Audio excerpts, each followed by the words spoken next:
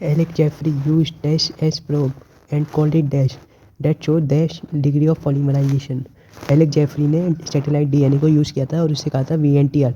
Satellite DNA को use किया था एलेक जेफरी ने और उसे कहा था वीएनटीआर। और ये शो करता है high degree of polymorphism.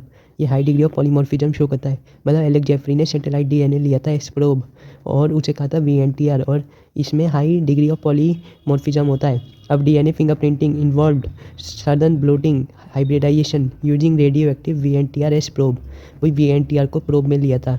VNTR या सैटेलाइट डीएनए एक ही बात है और इसे प्रोब में लिया था एलेक जेफरी ने, क्योंकि ये हाई डिग्री ऑफ पॉलीमराइजेशन दिखाते थे, हाई डिग्री ऑफ पॉलीमॉर्फिज्म दिखाते थे और इसमें इन्वॉल्व होता था सडन ब्लोटिंग हाइब्रिडाइजेशन। अब VNTR belong to mini satellite not micro. VNTR विनीत में दो आई आ रहे तो VNTR belong to mini satellite. अब number of repeat show high degree of polymorphism. Number of repeat show high degree of polymorphism. जितने ज़्यादा रिपीट होंगे उतना ज़्यादा हाई डिग्री ऑफ पॉलीमॉर्फिज्म होगा, जो वीएनटीआर या सैटेलाइट डीएनए में दिखता था। अब VNTR give different band of different size for different individual accept in twin. VNTR सब अलग अलग देता है। वीएनटीआर सब अलग अलग देता है। Give different band of different size for different individual accept in twin. बस ये ट्विन में को छोड़ के सब में अलग अलग साइज और बैंड देता है, ट्विन का सेम देता है। अब sensitivity is increase by PCR use. PCR का यूज़ करेंगे तो सेंसिटिविटी बढ़ेगी। अब DNA from one cell is enough to perform DNA fingerprinting. एक सेल से ही काफ़ी होता है to perform DNA fingerprinting. DNA from one cell is enough to perform DNA fingerprinting, ये ट्रू बात है। अब DNA fingerprinting use in determining population and genetic diversity. अब है ले कैपेरॉन। जो ले कैपेरॉन होता है वो किया था फ्रांसिस जैकब और जैक मोनार्ड, मतलब जा मोनो। ले कैपेरॉन किया था जा मोनो ने, Francis Jacob and Jacob Monod. अब है लैक रेफर्स टू लैक्टोस। जो लैक होता है वो होता है लैक्टोस और यह है ए पॉलीसिस्टोनिक स्ट्रक्चरल जीन। पॉलीसिस्टोनिक, सिस्टोनिक मतलब जो डीएनए का पार्ट जो आरएनए या प्रोटीन बनाए, और पॉलीसिस्टोनिक मतलब बहुत सारे सिस्टोन लगे। तो polycistronic structural gene is regulated by common promoter and regulator gene. मतलब कॉमन है प्रमोटर और रेगुलेटर जीन और बहुत सारे वो मतलब प्रोटीन बन रहे हैं। Polycistronic structural gene is regulated by one common promoter and regulator genes. अब है such arrangement is very common in bacteria. ये बैक्टीरिया में पाई जाती है और जैसे प्रोकैरियोट्स में, and this refers to at operon, और इसे ओपेरॉन कहते हैं। अब है इसमें एक रेगुलेटर जीन होता है, एक रेगुलेटर जीन होता है और एक ही प्रमोटर होता है। तो एक रेगुलेटर जीन का नाम है आई जीन। आई इसमें है इनिबिटर, ये इनिबिटर बता रहे ना कि इंड्यूसर। जो रेगुलेटर जीन है ये इनिबिटर बता रहा है। आई का मतलब है इनिबिटर नॉट इंड्यूसर। रेगुलेटरी है तो रेगुलेटरी है तो वो इनिबिटर है। रेगुलेटरी में रेगुलेटरी जीन एक है और वो है आई gene. I gene is derive from the word inhibitor not inducer. ये इंड्यूसर नहीं होता, इनिबिटर होता है। और इसमें तीन स्ट्रक्चरल जीन होते हैं, 3 स्ट्रक्चरल जीन होते हैं जेड वाई ए होते हैं तीन स्ट्रक्चरल जीन होते हैं जेड वाई ए और एक रेगुलेटर जीन होता है जिसका नाम है आई जीन, जो होता है इनिबिटर नॉट इंड्यूसर। अब है आई जीन, अब जेड हो गया बीपीटी, इसे बीपीटी से याद रखो, वही फिजियोथेरेपी वाला बीपीटी। तो बीटा गैलेक्टोसाइड पी से हो गया, वाई वाला पी को करता है मतलब कि परमिएस को, वाई वाला परमिएस पढ़ाता है और ए वाला जो होता है वो होता है ट्रांसएसिटाइलेज। तो अब है जो Z gene code for beta galactoside जिसे कहते हैं बीटा गाल is primary responsible for hydrolysis of the disaccharide. जो बीटा गैलेक्टोसाइड होता है, beta galactoside is responsible for hydrolysis of disaccharide lactose. मतलब ये लैक्टोस को ये डाइसेक्राइड को वो करता है, पानी में जोड़ता है, मतलब जिससे लैक्टोस अपने उसमें टूट जाता है, गैलेक्टोस और ग्लूकोस में। हमने बायोमोलिक्यूल में पढ़ा कि लैक्टोस जब टूटता है तो बनाता है गैलेक्टोस और ग्लूकोस। तो इसको हाइड्रोलाइसिस करते हैं तब जाके ये बनाता है ग्लूकोस और गैलेक्टोस, और हाइड्रोलाइसिस करता है बीटा गैलेक्टोसाइडेज। तो बीटा गैलेक्टोसाइडेज का काम हुआ हाइड्रोलिसिस ऑफ डाइसेक्राइड। अब वाइजीन, जो वाइजीन होता है वो परमिएस को करता है which increases permeability of the cell to beta galactoside. Permease में पर आ रहा है तो ऊपर से हो गया increase permeability of the cell to beta galactoside. और ए वाला encodes for transacetylase, A वाला कोड्स फॉर ट्रांस एसिटाइलेज। अब है lactose is the substrate for the enzyme beta galactosidase and its regulates switching on and off the operon. मतलब जो lactose होता है, lactose ये सबस्ट्रेट होता है for the enzyme beta galactosidase. Beta galactosidase का सबस्ट्रेट होता है, सबस्ट्रेट मतलब रिएक्टेंट। तो लैक्टोस होता है एक सबस्ट्रेट मतलब reactant for the enzyme beta galactoside, क्योंकि बीटा गैलेक्टोसाइड ये हाइड्रोलिसिस करेगा लैक्टोस का to form glucose and galactose. और lactose regulate switching on and off the operon. Lactose ही करता है कि स्विच ऑन होगा या ऑफ होगा ओपेरॉन का, इसलिए लैक्टोस को कहते हैं इंड्यूसर। लैक्टोस को कहते हैं इंड्यूसर नॉट इनिबिटर। लैक्टोज को कहते हैं इंड्यूसर। और जो शुरू में था कि ये जो एक रेगुलेटर जीन होता है वो आई जीन होता है, रेगुलेटर जीन होता है वो होता है आई जीन। और जो आई का मतलब है वो इनिबिटर है, नॉट इंड्यूसर। इंड्यूसर नहीं है, वो इनिबिटर है। और इसमें जो लैक्टोज है वो इंड्यूसर है, नॉट इनिबिटर। वो इनिबिटर नहीं है। और जो आई जीन होता है वो इनिबिटर होता है। आई जीन इनिबिटर होता है और जो लैक्टोज है वो इंड्यूसर होता है। लैक्टोज इंड्यूसर होता है एंड इट्स स्विचेस ऑन या ऑफ द ओपरॉन। अब lactose is transported into the cell through the action of permease. वो जो परमिएबिलिटी बढ़ाता है। अब है a very low level of expression of lac operon has to be present in the cell all the time. मतलब हर वक्त थोड़ा सा वो होना ही चाहिए। A very low level of expression of lac operon has to be present, जिससे otherwise lactose can not enter the cell. मतलब थोड़ा सा लैक एपरन का एक्सप्रेशन होना ही चाहिए सेल में हर वक्त, नहीं तो लैक्टोज एंटर ही नहीं कर पाएगा सेल के अंदर। The lactose then induces the operon. अब है the repressor of the operon is synthesized all the time constitutively. Repressor of the operon is synthesized all the time constitutively. अब है repressor protein bind to the operator region of the operon and prevents RNA polymerase from transcribing the operon in the presence of the inducer such as lactose or allolactose. The repressor is inactivated by interaction with the inducer. This allows RNA polymerase access to the promoter and transcription proceeds. मतलब अब ये बात करें कि ये जो repressor है, repressor of the operon, repressor मतलब जो रोक रहा है, रोक रहा मतलब जो रेगुलेटरी जीन है, मतलब आई जीन। जो आई जीन है, जो इनिबिटर है, मतलब इनिबिटर है, वो हर वक्त सिंथेसाइज होना चाहिए। रिप्रेसर ऑफ द प्रोटीन मतलब आई जीन को हर वक्त सिंथेसाइज होना चाहिए ऑल द टाइम कंस्टिट्यूएंटली। और ये जो होता है आई जीन, ये आई बनाता है रिप्रेसर एमआरएनए। जो रिप्रेसर होता है ये ऑपरेटर से जाके जुड़ जाता है। It's bind to the operator region of the operon and prevents RNA polymerase from transcribing the operon. और तो जब ये ऑपरेटर से जुड़ गया तो जो हमारा वो है, जो हमारा आरएनए पॉलीमरेज है उसे रोक देता है कि वो उससे जुड़ ना पाए। और in the presence of inducer, तो अब इंड्यूसर हुआ लैक्टोज और एलोलोलैक्टोज या लैक्टोज, ये हुआ इंड्यूसर। अब repressor is inactivated by interaction with the inducer, क्योंकि जो ये आई जीन है, ये जो आई जीन होता है, इसको समझने के लिए ये लिखो PIPO-ZY। तो पी से हुआ पॉलीमरेज और आई से हुआ इनिबिटर, वही रेगुलेटर जो जीन होता है, इनिबिटर जो जीन होता है, इनिबिटर या रेगुलेटर जो होता है, जो रेगुलेटर होता है और वही इनिबिटर होता है।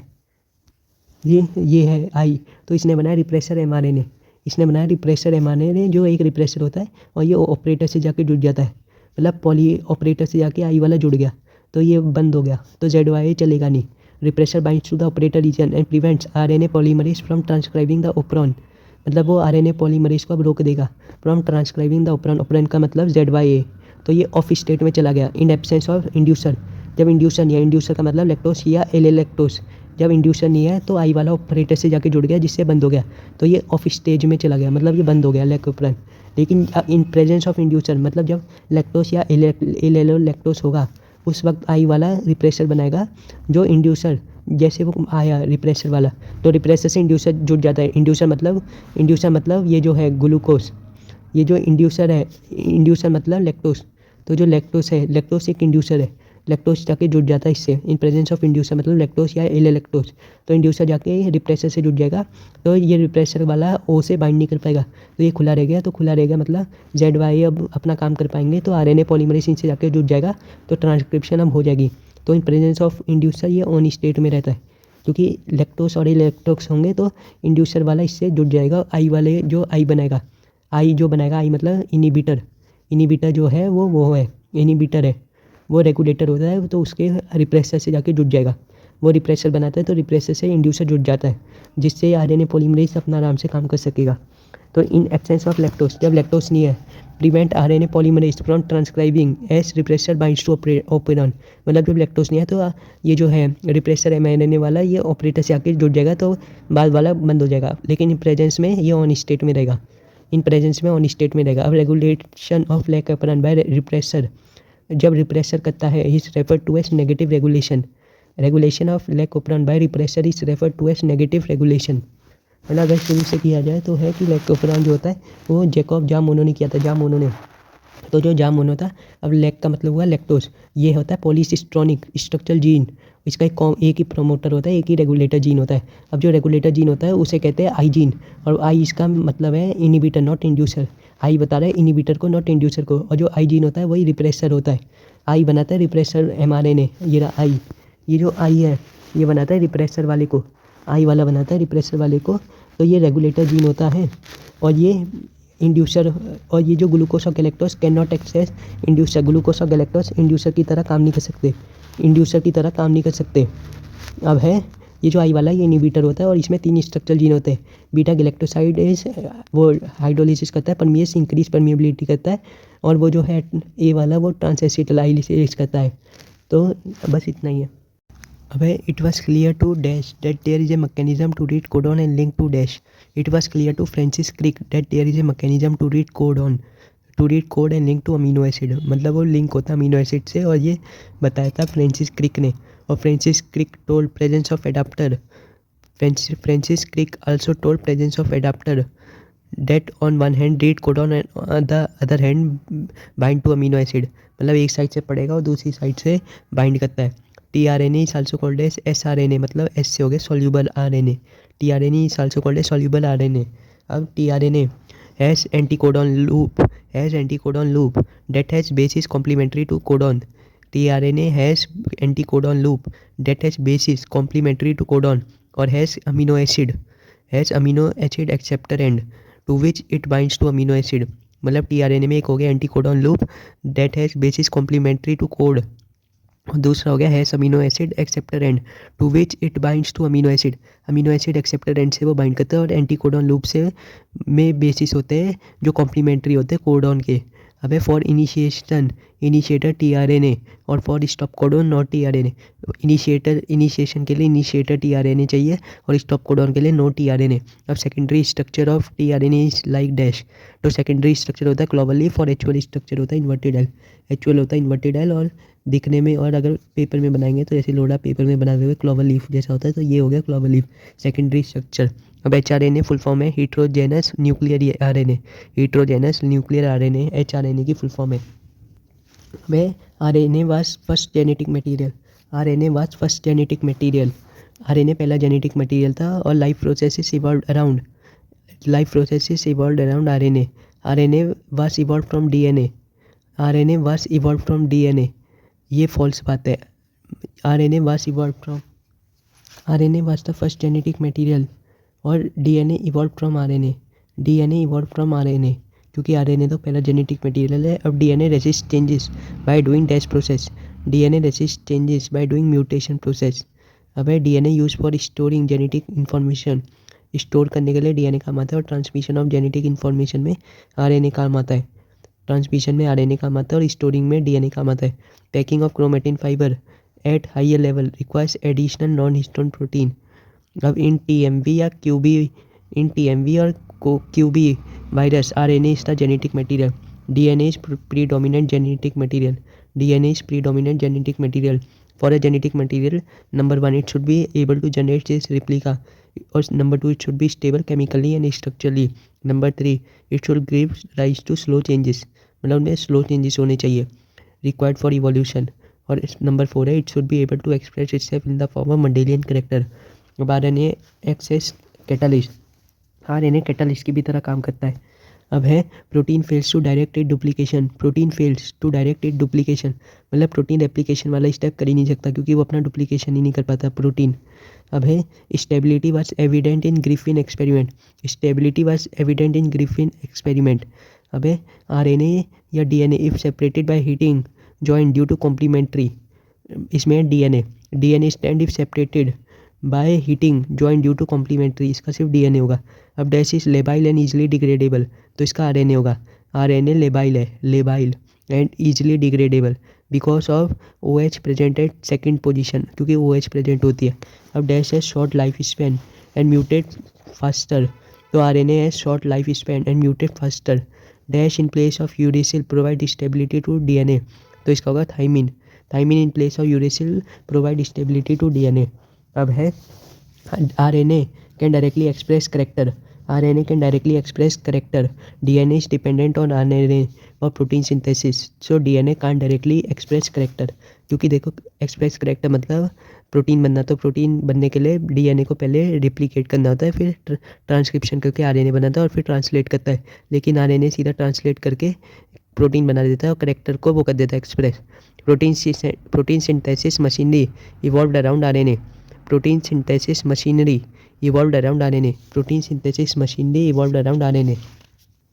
अब एचजीपी का जो नंबर 1 स्टेप होता है वो होता है आइसोलेशन ऑफ डीएनए। सबसे पहला स्टेप होता है आइसोलेशन ऑफ डीएनए और फिर होता है फ्रेगमेंटेशन ऑफ डीएनए। और ये डीएनए फिंगरप्रिंटिंग की बात हो रही है। डीएनए फिंगरप्रिंटिंग का सबसे पहला स्टेप होता है isolation of DNA, DNA fingerprinting का isolation of DNA. Number second होता है fragmentation of DNA using restriction enzyme, मतलब तोड़ दिया फ्रेगमेंट्स में यूजिंग रेस्ट्रिक्शन एंजाइम। नंबर 3 होता है वेक्टर शूट, मतलब मच्छरों का यूज़ करते हैं, एग्जांपल जैक बैक का यूज़ करते हैं। और नंबर 4 है होस्ट टेकन, जिसके अंदर वेक्टर जाएगा। नंबर 4 होता है होस्ट टेकन, मतलब जैसे हम ह्यूमन हो गए, होस्ट टेकन जिसके अंदर वेक्टर जाएगा। और क्लोनिंग और फिर क्लोनिंग होती है जिससे मल्टीपल कॉपी बन जाती है। नंबर 5 होता है sequencing using Sanger's method, sequencing using Sanger's method. Number 5 है sequencing using Sanger's method, dash credited for developing method for determination of amino acid sequence in protein, तो इसका सेंगर आ जाएगा। अब sequences were arrange based on dash region, जो sequences थे वो based on overlapping regions, based on only overlapping region, not non overlapping. जो sequences थे वो arranged on based on overlapping regions. अब in HGP dash number of chromosome studied, total chromosome studied थे 24, मतलब कि 22 हुए ऑटोसोम और एक हुआ एक्स और दूसरा हुआ वाई, तो बन गए 24।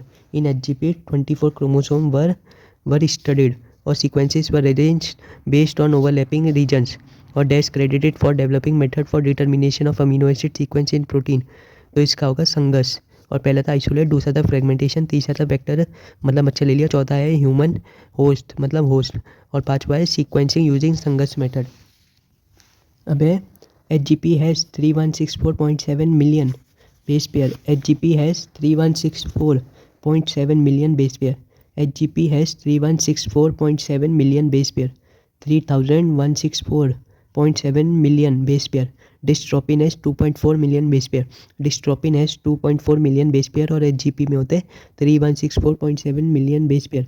अब 99% सेम होता है इन ऑल पीपल, 99% सेम होता है इन ऑल पीपल, और less than 2% codes for protein, less than 2% codes for protein. अब repeated sequence have no coding function, जो रिपीटेड होते हैं have no coding function but role in chromosomal structure evolution and they constitute large portion of HGP, मतलब जो repetition होता है वो बहुत सारा पोर्शन बनाता है एचजीपी का, और वो कोई भी कोड, वो कुछ भी कोडिंग नहीं करता, पर वो इवोल्यूशन के काम आता है। A repeated sequence have no coding function but role in chromosome structure evolution and they constitute large portion of HGP। अब है क्रोमोसोम नंबर 1, उसमें होता है 2968, क्रोमोसोम 1 में होता है 2968 और क्रोमोसोम वाई में होता है 231। क्रोमोसोम नंबर 1 में होता है 2968 और क्रोमोसोम वाई में होता है 231। और SNP single nucleotide polymorphism, single nucleotide polymorphism SNP helps in finding chromosome location for disease sequence and trace human history. जो SNP होता है वो helps in finding chromosome location, की क्रोमोसोम की लोकेशन बताने में, for disease sequence and trace human history, और वो ह्यूमन हिस्ट्री को ट्रेस करने में मदद करता है SNP। और SNP happen when only one single base pair happen, when only single base DNA difference happen. SNP सिर्फ तभी होता है जब एक ही DNA when single base DNA difference happen. अब genetic and physical maps of genome was generated using information of polymorphism of restriction endonuclease, recognition site and microsatellite। Genetic and physical maps of genome was generated, मतलब map बनाए थे genome के, was generated using information of polymorphism of restriction endonuclease, recognition site and microsatellite। HGP में होता है 3164.7, डिस्ट्रोपिन में होता है 2.4 मिलियन बेस पेयर। अब है 99% of base sequence is same, 99% same होता है बेस सीक्वेंस। और DNA fingerprinting involves identifying differences in some specific DNA sequence called repetitive DNA, a small DNA is repeated many times. DNA fingerprinting involves identifying differences in repetitive DNA, a small DNA is repeated many times, मतलब some specific DNA sequence को कहते हैं repetitive DNA. और ये DNA fingerprinting में इनका हम difference देखते हैं रिपीटेड डीएनए में, और small DNA is repeated many times. अब है DNA on density type. DNA on density type दो टाइप का होता है, एक तो होता है 99.9% और एक है 0.1%। डेंसिटी टाइप में दो टाइप का है, 99.9 जो होता है बल्क डीएनए मतलब 99.9, और जो 0.1 होता है उसे कहते हैं सैटेलाइट डीएनए। अब जो बल्क डीएनए होता है वो होता है कोडिंग डीएनए और मेनस डीएनए होता है, मतलब कोडिंग डीएनए होता है और वो मेनस डीएनए होता है। और जो सैटेलाइट डीएनए होता है जो 0.1% बनाता है वो होता है नॉन कोडिंग डीएनए। और दूसरा हो गया not much function, satellite DNA का ज़्यादा फंक्शन नहीं होता और वो नॉन कोडिंग डीएनए होता है और उसमें रिपीटिशन ऑफ बेसिस होते हैं। सैटेलाइट डीएनए में रिपीटिशन ऑफ बेसिस होते हैं। अब सैटेलाइट डीएनए दो टाइप का होता है, mini satellite, micro satellite. Satellite दो टाइप का होता है, मिनी सैटेलाइट, माइक्रो सैटेलाइट। और जो सैटेलाइट में एक तो रिपीटिशन ऑफ बेसिस हुआ है और ये दूसरा ज़्यादा फंक्शन का नहीं हुआ और तीसरा ये नॉन कोडिंग डीएनए होता है। अब जो मिनी सैटेलाइट होता है इसमें 2 बार आई आ रहा है, 2 बार आई आ रहा है, तो इसे याद रखो, आई से याद रखो 1 1, मतलब 11, एक जैसे एक एक एक एक और आई एक जैसा हो रहा है तो 11 से 16 बेस पेयर होते हैं। और इसमें जब एक जैसा आ रहा है तो विनीत हो गया, मतलब कि VNTR, variable number of tandem repeat. Mini satellite को कहते हैं VNTR, वही IIR है, तो विनीत में भी IIR है। तो VNTR also called as VNTR 11 से 16 बेस पेयर। और माइक्रो में होते हैं, माइक्रो मतलब बहुत ही छोटा, तो 1 to 6 बेस पेयर ही होते हैं बस। और मिनी में होता है 11 to 16 बेस पेयर। अब सबका VNTR अलग होता है, सबका VNTR मतलब मिनी सैटेलाइट अलग होता है। अब DNA fingerprinting not work on monozygotic twins, DNA fingerprinting not work on monozygotic twins. अब है सबसे पहला होता है isolation of DNA of criminal. सबसे पहले DNA फिंगरप्रिंटिंग में isolation of DNA of criminal, दूसरा है DNA cut with resistant enzyme into fragments, और तीसरा है जेल इलेक्ट्रोफोरेसिस। तीसरा स्टेप होता है जेल इलेक्ट्रोफोरेसिस। चौथा होता है साउथर्न ब्लोटिंग, चौथा होता है southern blotting by using nitrogen cellulose. Southern blotting by using nitrocellulose. अब है हाइब्रिडाई, और पांचवा होता है hybridization with the help of radio active DNA, जिसे कहते हैं probe. Hybridization with the help of radio active DNA, जिसे कहते हैं प्रोब। मतलब 5 स्टेप हो गया, आइसोलेशन ऑफ डीएनए, और दूसरा हो गया डीएनए कट, तीसरा हो गया जेल, फिर याद रखो gel south hybrid auto, gel south hybrid auto. तो मतलब कि जेल से हो गया जेल इलेक्ट्रोफोरेसिस, साउथ से हो गया southern blotting using nitro cellulose, hybrid से हो गया हाइब्रिडाइजेशन विद, और ऑटो से हो गया ऑटो रेडियोग्राफी। मतलब कि hybridization with the help of radio active DNA, जिसे प्रोब कहते हैं। अब probe is single standard, probe is single standard और is complementary plus VNTR base. और VNTR अगर थीटा है तो प्रोब में 90 - थीटा होता है, ताकि अब साउदर्न ब्लोटिंग को प्रोब में डालो तो कॉम्प्लीमेंट्री होगा और जुड़ जाएगा। मतलब कि हमें VNTR और प्रोब अगर जुड़ जाते, VNTR और प्रोब दोनों कॉम्प्लीमेंट्री होते हैं और अगर एक साथ एक ही मीडियम में रखेंगे तो दोनों मिलके जुड़ जाते हैं। और छठा स्टेप होता है ऑटो रेडियोग्राफी, से देखो कि बॉन्ड बने या बिटवीन VNTR और प्रोब या नहीं बने। मतलब मिनी सैटेलाइट और प्रोब ये दोनों कॉम्प्लीमेंट्री होते हैं और एक साथ जुड़ जाते हैं। तो पहले इसे याद रखने की ट्रिक है isolate DNA cut with restriction enzyme, और फिर याद रखो gel south hybrid auto, gel south hybrid auto मतलब जेल इलेक्ट्रोफोरेसिस। चौथा है साउथर्न ब्लॉटिंग, पांचवा है हाइब्रिडाइजेशन, और फिर ऑटो से हो गया, छठा हो गया ऑटो रेडियोग्राफी।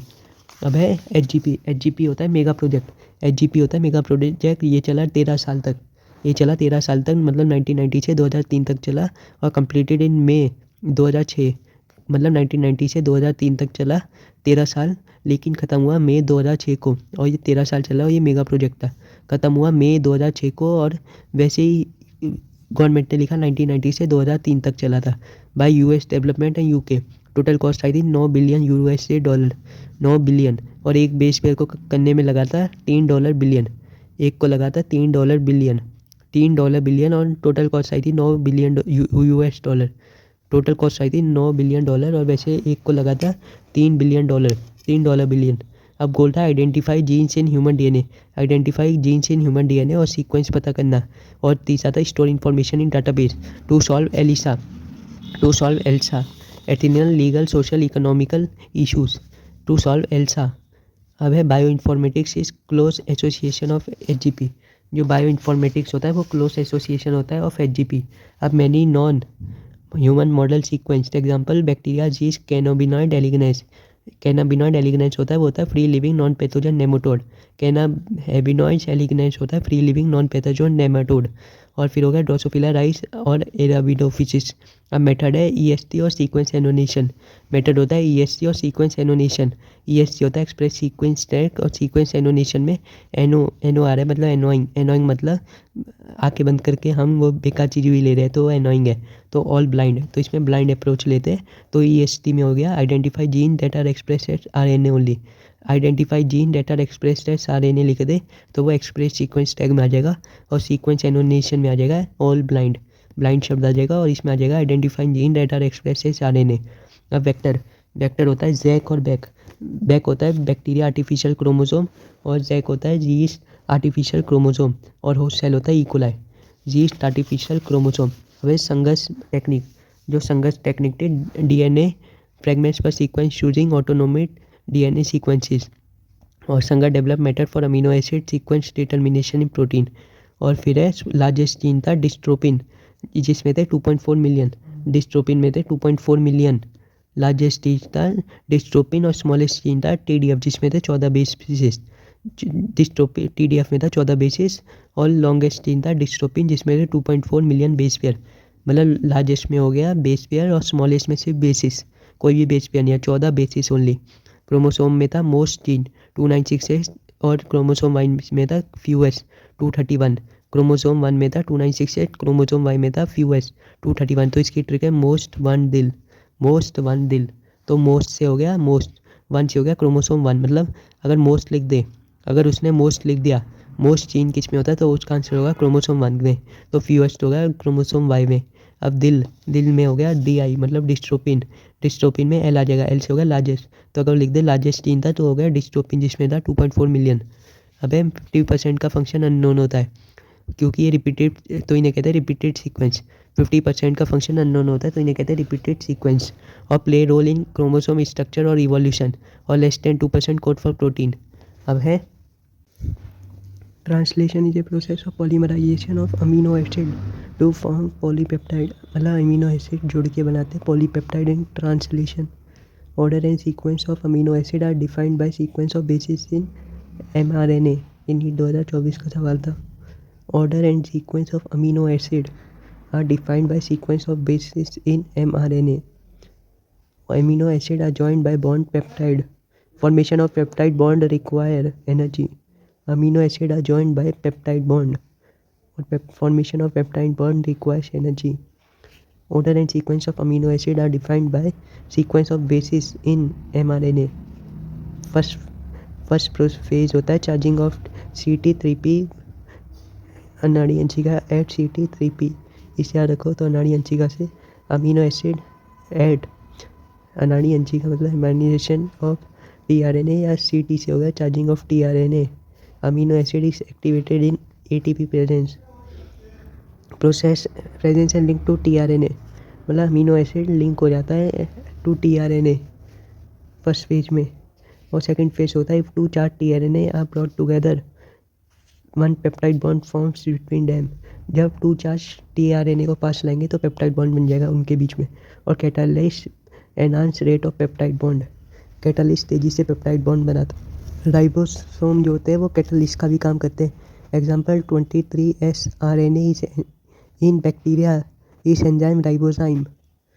राइबोसोम जो होते हैं वो कैटालिस्ट का भी काम करते हैं। Example 23S RNA in bacteria is enzyme ribozyme. Ribosome is responsible for forming protein. Ribosome ही प्रोटीन बनाता है। It consists of ribosome consists of RNA and 80 different type of protein. It consists of RNA and 80 different protein. In inactive state, ribosome consists of 2 subunit, large subunit, small subunit. Small subunit में some SM तो mRNA तो mRNA. Small subunit encounter mRNA. Translation of mRNA to protein begins. In large subunit there are 2 number of sites. Large में भी 2 number of site होती है। For amino acid to bind to में 2 site होती है large subunit. Translation unit in mRNA translational unit mRNA में होती है। ये सीक्वेंस ऑफ RNA ये RNA का सीक्वेंस है that is flanked by start codon AUG and stop codon and codes for polypeptide. Translation unit polypeptide बनाती है और ये mRNA पे होती है और ये RNA का सीक्वेंस होती है। It is a sequence of RNA और ये फ्लैंक्ड होती है by start codon AUG and stop codon. mRNA also has sequence that are not translated इन्हें कहते हैं UTR अनट्रांसलेटेड रीजन। अनट्रांसलेटेड 5 से पहले और 3 के बाद। तो 5 से पहले स्टार्ट में और 3 के बाद स्टॉप में। 3 के बाद स्टॉप में और 5 से पहले स्टार्ट में। These are present at 5' end before start codon मतलब 5 से पहले, 5 बिफोर स्टार्ट कोडॉन और 3 के बाद stop. Initiator ribozyme bind to mRNA at start codon. AUG that is recognized by initiator tRNA। Ribosome जुड़ जाते हैं mRNA से at start codon. AUG that is recognized by initiator tRNA। अबे elongation complexes formed of amino acid linked to tRNA bind to appropriate codon in mRNA by complementary base pair with tRNA anticodon। elongation में होता है complexes formed of amino acid linked to tRNA bind to appropriate codon in mRNA by forming complementary base pair with tRNA anticodon। amino acid are added one by one, translated into polypeptide sequence dictated by dRNA and represented by mRNA। मतलब इन्हें dictate करेगा DNA, dictate में D and represented by mRNA, represent करेगा mRNA और dictate करेगा DNA। Termination में release factor bind to stop codon terminating translation and polypeptide release from ribosome. Ribosome से निकल जाता है पॉलीपेप्टाइड जब रिलीज फैक्टर बाइंड कर जाता है स्टॉप कोडॉन से। डिलीट फ्रेम था 0.6, डिलीट फ्रेम था 0.6, तो डिलीट फ्रेम था तो फ्रेम शिफ्ट में आ जाएगा, था से हो गया थैलासीमिया, तो फ्रेम शिफ्ट में आ जाएगा थैलासीमिया और 0.6 में आ जाएगा point mutation, example sickle cell anaemia. GAG से हो जाएगा GUG और फ्रेम या डिलीशन में आ जाएगा थैलासीमिया। अब फर्स्ट प्रोसेस है activation of HCT3P some, HCT3P some, HCT3P some. H से हो जाएगा activation of amino acid in ATP present. CT से हो जाएगा चार्जिंग ऑफ tRNA या एमाइलिनेशन ऑफ tRNA। 3P से हो जाएगा 2 tRNA brought close to form polypeptide और सम से हो जाएगा small subunit bind to mRNA, large subunit has 2 sides to bind to amino acid. अब tRNA के 2 टाइप के स्ट्रक्चर होते हैं 2D 3D। अब 2D ग्लोबल है, 3D इन्वर्टेड एल है। 3D हमारा लोड़ा है मतलब इन्वर्टेड एल, 3D इन्वर्टेड लोड़ा इन्वर्टेड एल और 2D ग्लोबल लीफ मॉडल। मतलब जब लोड़े को बनाते हैं 2D में मतलब 2D मतलब पेपर में तो वो लीफ जैसा दिखता है और 3D में वो असलियत में होता है इन्वर्टेड एल जैसा tRNA। अब है genetic code language return on DNA या RNA, example ATGC। Total word होते हैं 64 जिसमें 61 कोडॉन है और 3 वर्ड्स जो होते हैं वो स्टॉप कोडॉन है। ये 61 जो होते हैं इन्हें कोडिंग कोडॉन कहते हैं और जो 3 वाले इन्हें कहते हैं स्टॉप कोडॉन या नॉन कोडिंग या terminator codon. Stop codon, non coding codon या टर्मिनेटर कोडॉन। अब जो वर्ड्स होते हैं वही कोडॉन है और ये ट्रिपलेट होते हैं क्योंकि टोटल अमीनो एसिड 20 है तो एक सिंगल में 4 नॉट पॉसिबल, डबल में 16 हो गए, ट्रिपल में 64 हो गए तो 20 इसमें पॉसिबल है, इसलिए ट्रिपलेट होते हैं। तो 3 वर्ड्स मिला के एक कोडॉन बनाते हैं, 3 वर्ड्स मिला के एक कोडॉन बनाते हैं और जो स्टॉप कोडॉन है वो नॉन कोडिंग होता है और जो 61 हो गए वो हो गए कोडिंग सीक्वेंस। अब जॉर्ज गेमो जो था उसने कहा था कि कोडॉन 3 ट्रिपलेट होना चाहिए, जॉर्ज गेमो ने, और सेवेरो ओकना ने कहा था कि उसने RNA विदाउट DNA टेम्पलेट बनाया था। ओकोना एंजाइम से DNA इंडिपेंडेंट RNA पॉलीमरेज, उसने RNA बनाया था without DNA template. Hargobind Khorana ने होमोपॉलीमर और कोपॉलीमर बनाया था। मार्शल नीरिंगवंग ने सेल फ्री सिस्टम बनाया था फॉर प्रोटीन। और फिर आता है कि UUU फर्स्ट कोडॉन था to be cracked form phenylalanine. UUU पहला कोडॉन था टू बी क्रैक्ड। अब स्टॉप कोडॉन है उल्लू आया गया, उल्लू गया है, उल्लू आया आया, UAA UGA UAG। और जेनेटिक कोडॉन यूनिवर्सल होता है मतलब ये सबके लिए एक जैसा करता है एक्सेप्ट है इन मिटोचॉन्ड्रियल कोडॉन और इन प्रोटोजोन, इन प्रोटोजोन और इन मिटोचॉन्ड्रियल कोडॉन, ये यूनिवर्सल है। अब इनिशिएटर या स्टार्ट होता है AUG बाई फंक्शन, इसके 2 फंक्शन होते हैं इनिशिएटर या स्टार्ट कोडॉन के, एक तो ये कोड करता है और एक ये है, एक तो ये इनिशिएटर है ही और दूसरा है ये अमीनो एसिड को कोड करता है जो है मेथोनिन, मेथोनिन को कोड करता है AUG। और some codon are coded by more than 1 codon, इसे कहते हैं डीजनरेट। मतलब कि एक अमीनो एसिड जब मोर देन 1 कोडॉन से बने, अमीनो एसिड पहला लेटर है तो ये एक ही होगा, one single amino acid is coded by more then one codon, इसे डीजनरेट कहते हैं। और codon read in continuous fashion without punctuation, कोई भी पंचुएशन नहीं होती।